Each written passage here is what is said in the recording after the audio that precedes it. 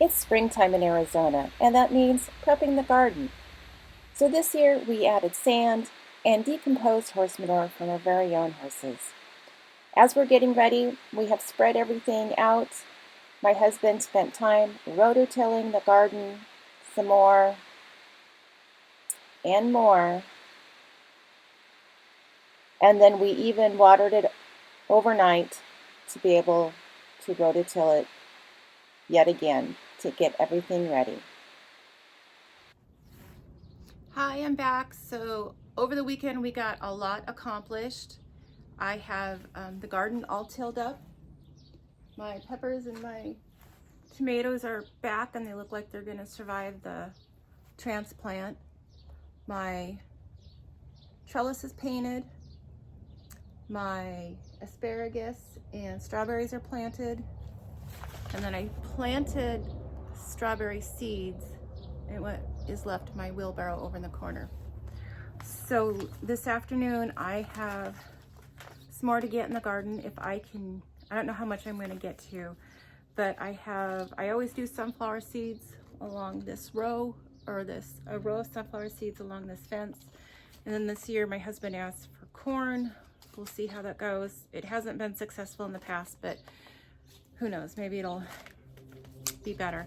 And then if I can get to it, I have some squash, zucchini, watermelon, cantaloupe, and cucumber. Now I always put those in hills right through here. So that's my plan on where everything goes. So I'm gonna get started. The first step is finding the perfect spot. Take a stroll around your yard or balcony and look for an area that receives plenty of sunlight and has good drainage. Most plants love sunlight, so aim for at least 6 hours of direct sunlight each day. Once you've found the ideal location, it's time to roll up your sleeves and get started. Good soil is the foundation of a healthy garden, so take the time to loosen the soil with a shovel or garden fork or have your area tilled. Remove any rocks, weeds, or debris and add some organic matter like compost or aged manure to enrich the soil and improve its texture. Healthy soil is key to providing your plants with the nutrients they need to survive.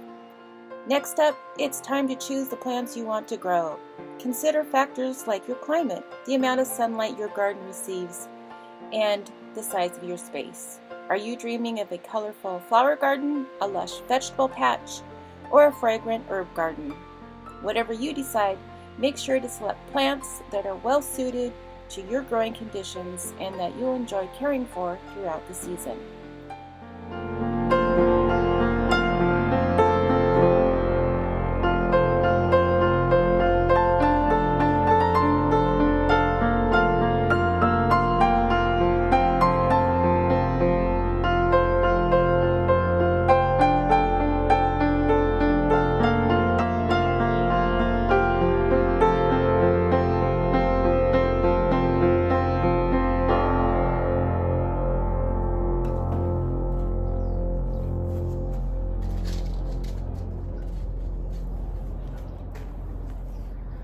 These are evening sun,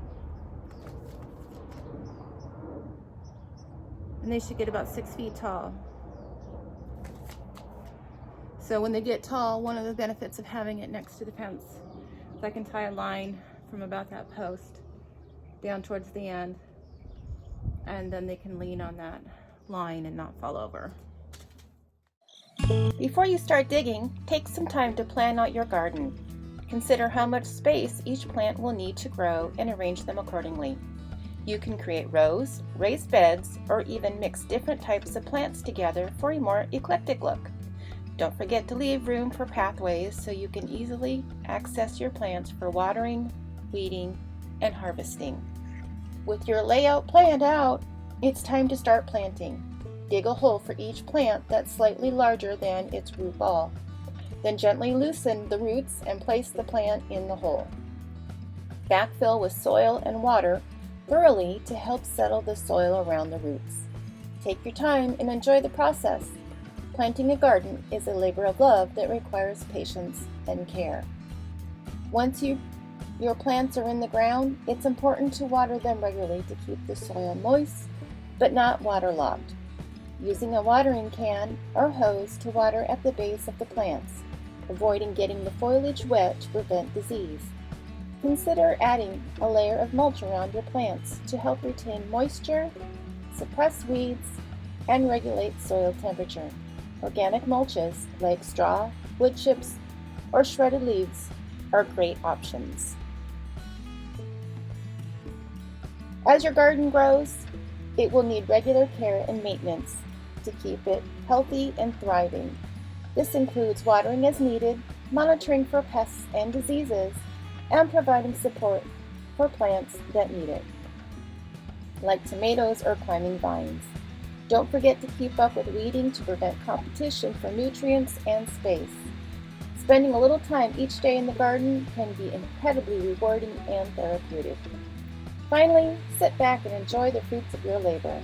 Whether you're harvesting ripe tomatoes, vibrant flowers, or fragrant herbs, there's nothing quite like the satisfaction of seeing your garden come to life. Take the time to savor the sights, smells, and tastes of your garden. After all, you've put in the hard work, and now it's time to reap the rewards. Happy gardening!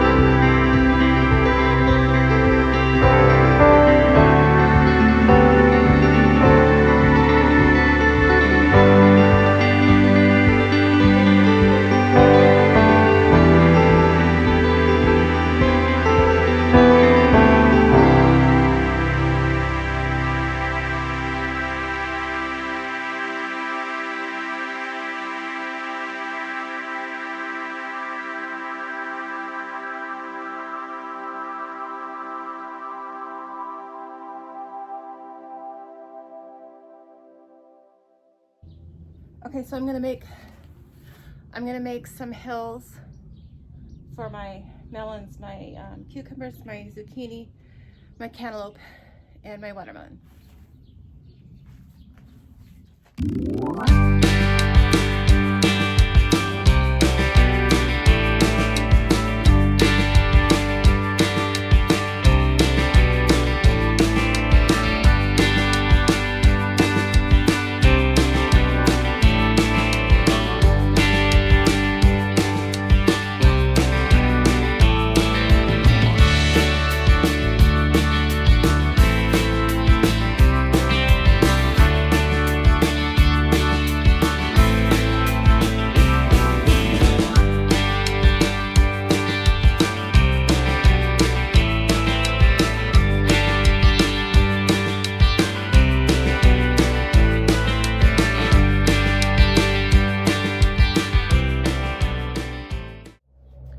So I'm gonna put watermelon in the back.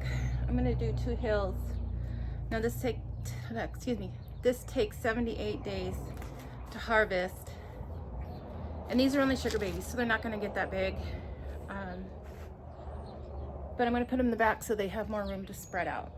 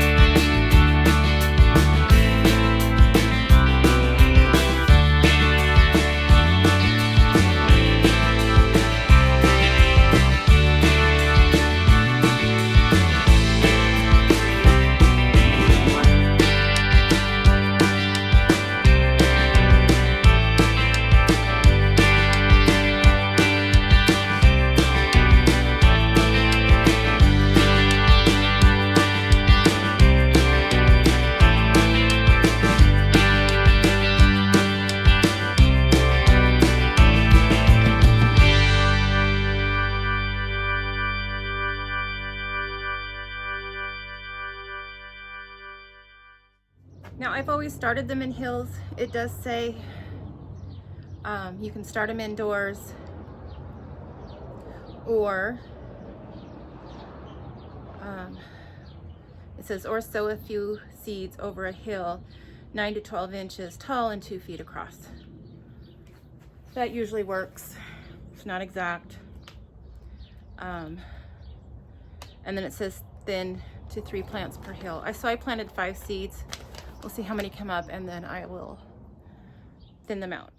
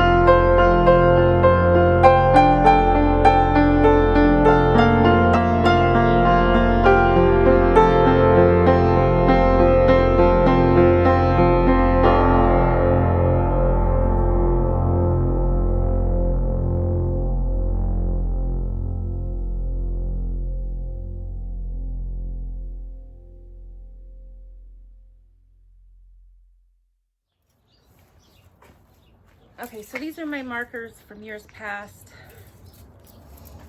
And these can be a fun Cricut project if you have a Cricut machine. I just bought these on Amazon, blank, and then with my Cricut machine I cut out letters and just stuck them on to what everything is. So I'm going to go mark everything before I forget what I planted.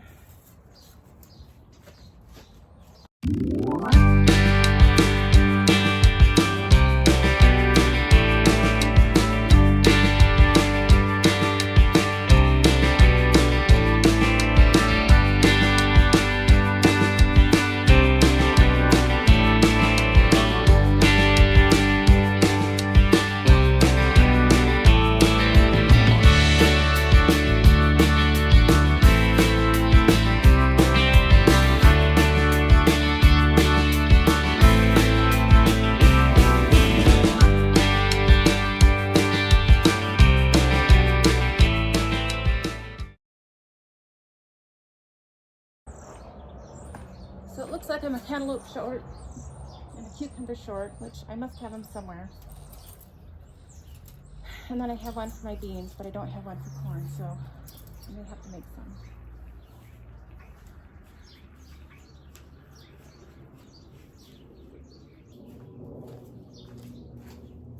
So I'm gonna do my last row of beans and probably call it good for today. I need to work on my drip line. So actually I should do a video on the irrigation. My husband actually designed it for me. But I have some repairs to do. This is a midder line I use on all my rows. And once everything gets established, I'll try and put like a ditch within the row so that the water stays where I want it to. And one, it helps control the weeds. And two, we don't have a lot of water in Arizona, so I want it to go where it's needed. And then for my hills and some of my other plants like the bell peppers and the tomatoes, we have these 1/4-inch lines with, I forget what these are called, another type of emitter I guess, but they're adjustable with little spikes on them. So they're off the main line, and I need to do some. I don't know what happened to the end of my video, but I was explaining how I need to do some repairs on our water line. So I hope you enjoyed this content. Give it a thumbs up and subscribe so you can follow along to see the progress of our garden. Till next time, thanks!